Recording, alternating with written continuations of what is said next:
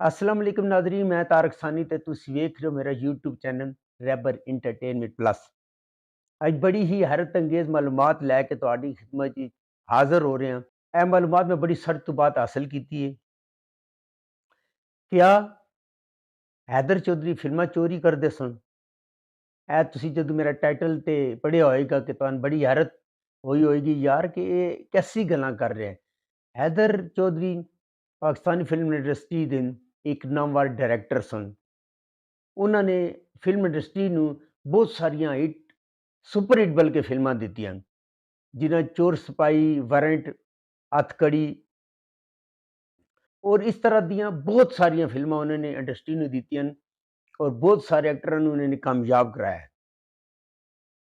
ਪਿਛਲੇ ਦਿਨਾਂ 'ਚ ਇਤਫਾਕ ਹੋਇਆ ਕਿ ਮੈਂ ਉਹਨਾਂ ਦੀ ਇੱਕ ਫਿਲਮ ਵੇਖ ਰਿਹਾ ਸਾਂ ਜਿਹਦਾ ਨਾਂ ਸੀ ਹੱਥਕੜੀ। ਔਰ ਇਹ ਫਿਲਮ YouTube ਤੇ ਮੌਜੂਦ ਹੈ, ਤੁਸੀਂ ਵੀ ਜਾ ਕੇ ਵੇਖ ਸਕਦੇ ਹੋ।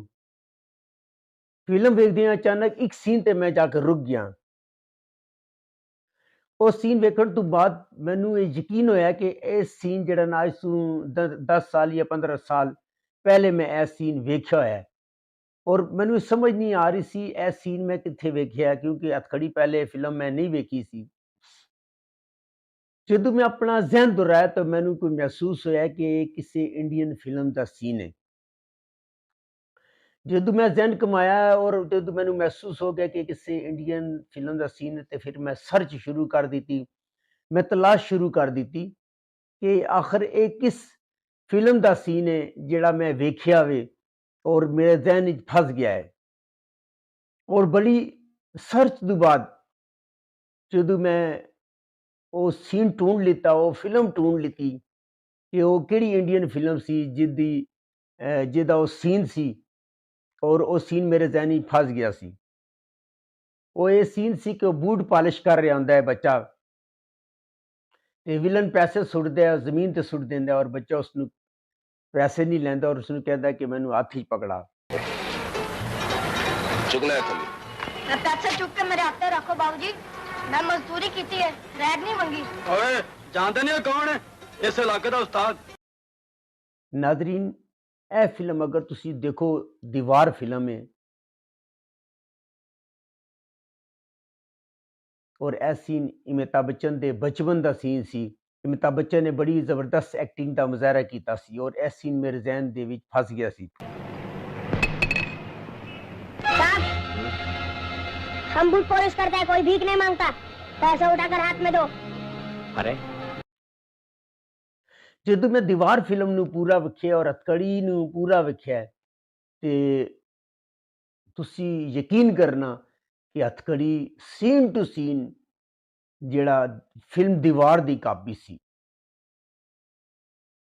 ਇਕਬਾਲ ਹਸਨ, ਯੂਸਫ ਖਾਨ, ਬਹਾਰ ਬੇਗਮ, ਇਹ ਸੇਮ ਕਰੈਕਟਰ ਦੀਵਾਰ ਦੇ ਵਿੱਚ ਸਨ। ਅਮਿਤਾਭ ਬੱਚਨ ਸੀ, ਸ਼ਸ਼ੀ ਕਪੂਰ ਸੀ, इसी इकबाल हसन इंस्पैक्टर होंगे, शशि कपूर इंस्पैक्टर होंगे, इधर अगर यूसुफ खान होंगे उधर अमिताभ बच्चन होंगे। सीन टू सीन कापी सी। खैर मैं क्या चलो हैदर चौधरी साहब ने एक आध फिल्म कापी की होनी है तो जदों मैं मजीद सर्च की तो मैनू उन्होंने एक फिल्म और नज़र गुजरी फिल्म हशर ते नशर। और नाजरीन, हशर नशर वेखण तो बाद बड़े अफसोस का मकाम है, मैंने बड़ा ही दुख होया है कि वह भी एक इंडियन फिल्म की कापी सी। मैं उस इंडियन फिल्म ने तलाश किया तो मैनू पता चल गया कि वाकई वो एक इंडियन फिल्म की कापी है तो उस फिल्म का नाम सी शोले। यानी कि हैदर चौधरी साहब ने सीन टू सीन शोले नू कापी किया है। शोले चूंकि हैवी बजट की फिल्म सी ते उसी दो हीरो होंगे। इधर हैदर चौधरी साहब ने बजट कट करने वास्ते एक हीरो रखा है और गब्बर सिंह वाला करैक्टर मुस्तफा कुरैशी ने अदा किया है। जिहड़ा उधर इंस्पैक्टर का जिहड़ा सीन सी ठाकुर का वो हबीब साहब ने किया सी।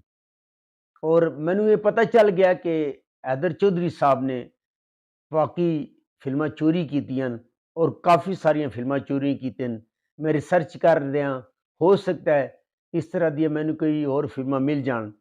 अगर मैनू ये फिल्मां मिल गईयां तो मैं ये मालूमात तुहाडे सामने ज़रूर शेयर करांगा, तुहाडे सामने ज़रूर पेश करांगा, ताकि लोगों नू पता चल सके कि साडे हिदायतकार की करदे रहे। अगर तुहानू मेरी ये मालूमात अच्छी लगी होवे, मेरे चैनल नू लाइक करो, सब्सक्राइब करो ते शेयर करो। ते नेक्स्ट वीडियो तक रब राखा।